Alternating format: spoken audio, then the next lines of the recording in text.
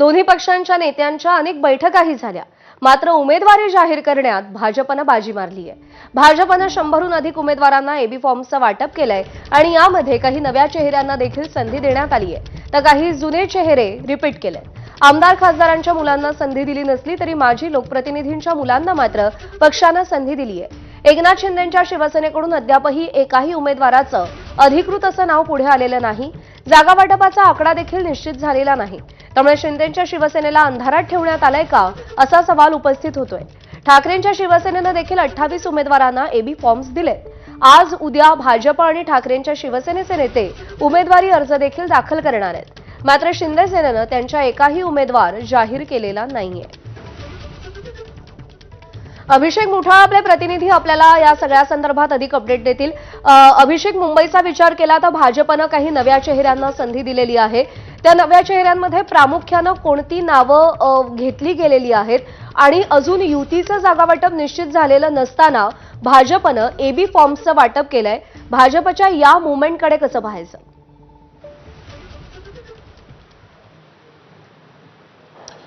एकूण ही भाजपची रणनीती म्हणावं लागणार आहे। अद्यापपर्यंत यादी जाहीर झालेली नाही आहे। ही युती संदर्भातली घोषणा ही अधिकृत जरी का नसली तरीही ती अनौपचारिकरित्या भाजपकडनं सांगण्यात येत आहे की आमची युती असणारच आहे आणि त्या संदर्भात गुराढ देखील आपल्याला होताना पाहायला मिळत आहेत। मात्र दुसरीकडे पाहायचं तर 17 दिवस अद्याप बाकी आहे एकूण निकालाला आणि त्या अगोदर सगळ्या जो खटाटोप आपल्याला होताना पाहायला मिळतो आहे। आतापर्यंत जर का परिस्थिती पाहिजे तर 100हून अधिक एबी फॉर्मचं वाटप हे भाजपकडनं जाहीर करण्यात आलेला आहे।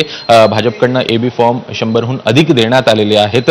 प्रामुख्यानं यामध्ये पाहायचं तर तेजस्वी घोसाळकर असतील किंवा मग तेजेंद्र सिंग तिवाना असेल किंवा दुसरीकडे नवनाथ बन असेल, अशा काही नव्या चेहऱ्यांना संधी दिली आहे। सनी सानप असेल मलबार हिल मतदारसंघातनं, अशी काही नवीन आणि तरुण युवा चेहऱ्यांना आपल्याला संधी मिळाल्याचं दिसतं आहे। सोबतच दुसरी टर्म असलेले काही माजी नगरसेवक आहेत जे तरुण युवा चेहरा म्हणावं लागेल, त्यामध्ये आकाश पुरोहित असतील किंवा मग नील सोमय्या असतील, यांची दुसरी टर्म ही म्हणावं लागणार आहे, त्यांना देखील संधी देण्यात आलेली आहे।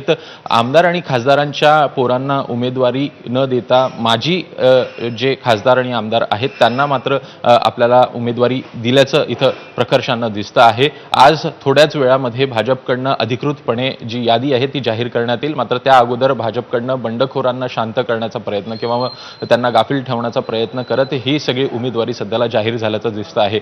जिथं काही ठिकाणी तिढा आहे शिवसेनेसोबत, त्या संदर्भात अद्यापही निर्णय हा झालेला नाही आहे। त्या संदर्भातली भूमिका ही भाजप उद्या स्पष्ट करणार आहे। ठीक आहे अभिषेक, अपडेट जाणून घेत राहू। तुर्तास धन्यवाद दिलेल्या माहितीसाठी। आणि भाजपकडून आतापर्यंत 100हून अधिक एबी फॉर्मचं वाटप पूर्ण झालंय। थोड्याच वेळात भाजपकडून अधिकृत यादी जाहीर केली जाणार आहे। दरम्यान आमदार खासदारांच्या पोरांना उमेदवारी नाकारली असली तरी माजी आमदार आणि खासदारांच्या मुलांना उमेदवारी देण्यात आली आहे। आकाश पुरोहित आणि नील सोमय्या यांना उमेदवारी देण्यात आली आहे। आकाश पुरोहित माजी आमदार राजू पुरोहित यांचे चिरंजीव तर नील सोमय्या माजी खासदार किरीट सोमय्या यांचे पुत्र आहेत। सोबतच माजी नगरसेवक मकरंद नार्वेकर, हर्षिता नार्वेकर यांना भाजपनं पुन्हा एकदा संधी दिलेली आहे।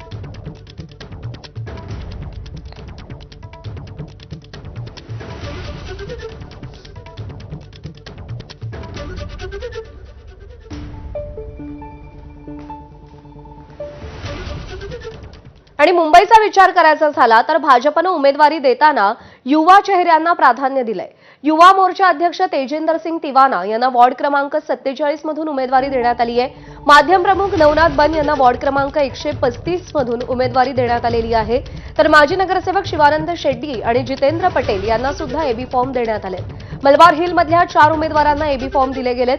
वॉर्ड 215 मधून संतोष ढाले, 218 मधून स्नेहल तेंडुलकर यांना उमेदवारी देण्यात आली आहे, तर वॉर्ड क्रमांक 214 मधून अजय पाटील तर 219 मधून सनी सानप हे उमेदवार असतील।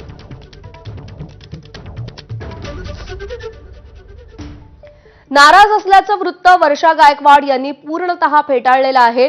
वंचित सोबतच्या आघाडीवर समाधानी नसल्यानं त्या नाराज होत्या अशी चर्चा सुरू होती। काँग्रेस आणि वंचितच्या पत्रकार परिषदेलाही वर्षा गायकवाड या अनुपस्थित होत्या। छाननी समितीची बैठक असल्यानं पत्रकार परिषदेला नव्हते असं वर्षा गायकवाड यांनी स्पष्ट केलेलं आहे।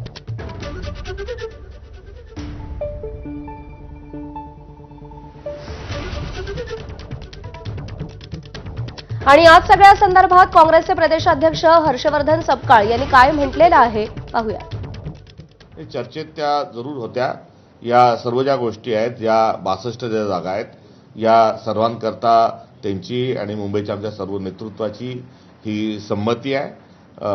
नगरसेवकांचे तिकीट फायनल करण्याच्या प्रक्रियेत ते आहेत आणि आम्ही पक्ष म्हणून या ठिकाणी ही पत्रकार परिषद घेत आहोत। ठाकरेंच्या शिवसेनेकडून देखील 28 उमेदवारांना एबी फॉर्म